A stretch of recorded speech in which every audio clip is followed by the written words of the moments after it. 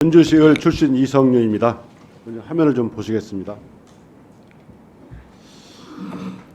저는 전두환 군사정권과 그리고 윤석열 검찰정권이 참 비슷한 부분이 참 많습니다. 전두환 군사정권은 하나회를 중심으로 해서 총과 탱크로 정권을 잡았고, 윤석열 검찰정권은 윤석열 사단을 중심으로 해서 공정과 상식을 내세워서 국민을 기만하고 정권을 잡았습니다. 군사정권 때부터 일제 강점기 때 답세원 고문, 협박, 가혹행위로 진술을 받았다면, 민주화 이후에 출범한 윤석열 검찰 정권은 해위와 협박, 피의사실 공표 등 법 기술을 이용해서 자백을 이끌어내 왔습니다. 증인 이화영, 네, 부장님 동의하십니까?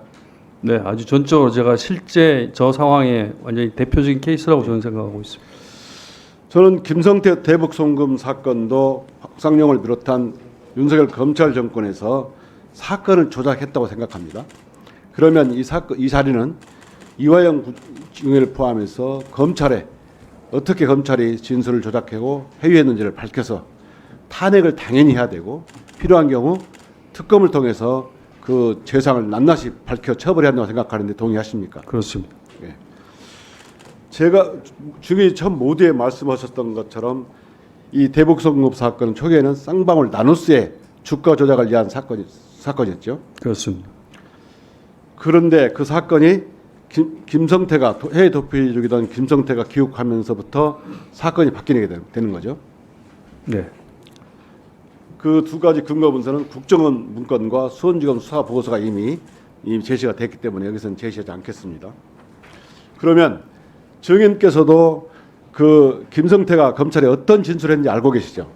재판을 받았으니까. 네, 알고 있습니다.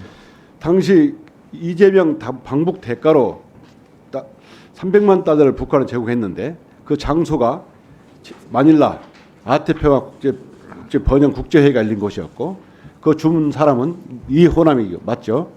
그렇게 김성태가 진술한 걸로 70만 불인가를 준 걸로 알고 있습니다. 증인도 그 마닐라 국제회의에 갔었습니까? 그렇습니다.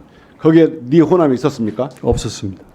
증인뿐만 아니라 안부수의 인터뷰라든가 필리핀의 초대장, 그리고 사진, 대한민국 통일부의 문건에 가면 니호남은 없었습니다. 이 사건은 기초부터가 잘못된 겁니다. 자, 그러면 김성태의 진술은 명백한 거짓이죠. 그렇습니다. 그러면 김성태가 왜 거짓 증언을 했다고 생각하십니까?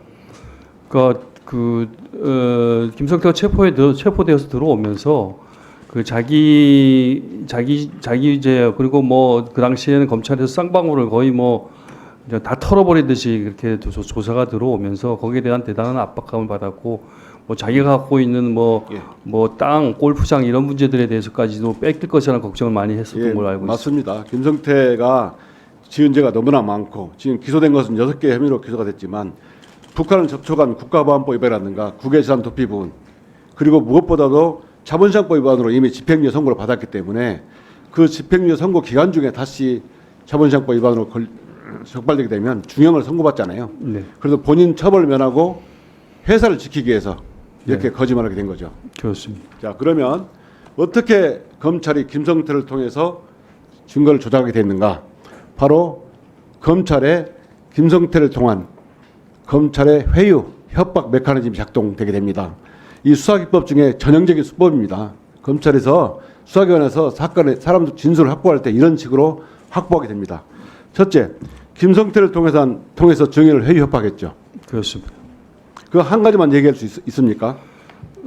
대표적으로 뭐 김성태 씨를 저하고 단독으로 만날 수 있도록 계속 자리를 주선해서 김성태 씨가 대표적으로 저한테 많은 돈을 줬다, 이렇게 내가 검찰에 진술할 것이다, 그러면은 검찰은 무조건 받아쓰게 되어 있다, 또 이재명 대표에게도 자기가 많은 돈을 줬다, 이렇게 또 진술을 할 것이다, 그럼 검찰이 받아써 갖고 또 그에 관련된 조사가 들어가면 형 주변은 다 박살난다, 이런 식으로 협박을 했습니다. 그 진술 중에서도 그 옥준호 대표는 5월달에 1313호에서 형님 평생 징역 살 수도 있어요, 이런 말을 했죠. 그렇습니다.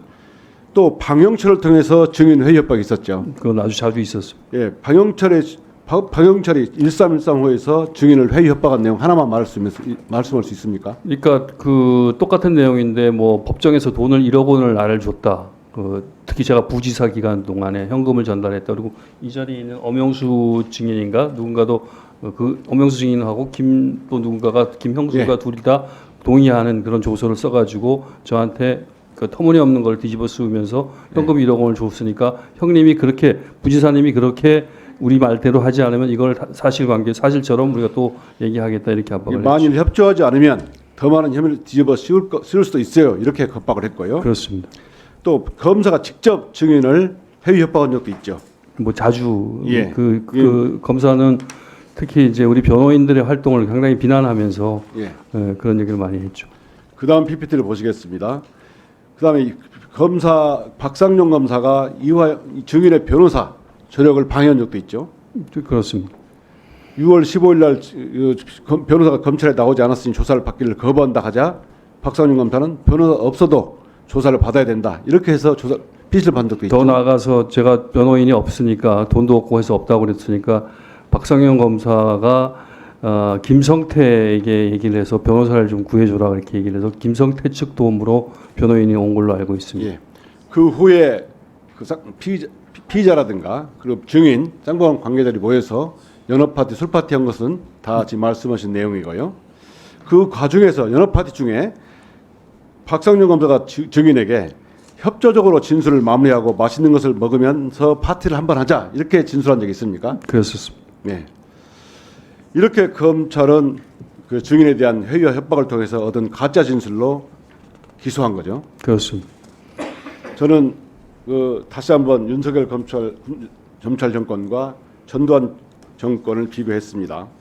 이렇게 윤석열 총칼을 든 군인이 영장을 둔 검사로 바뀌었을 뿐 지금도 이번 불법이 장행하고 있습니다. 이런 검찰에 대해서 탄핵하고 특검까지 해야 되고 전두환 정권이 올라가고 하나의 윤석열 정권의 검찰 해체라고 봅니다. 검찰 해체야말로 제2의 민주화라고 생각하는데 지금의 상황은 어떻습니까?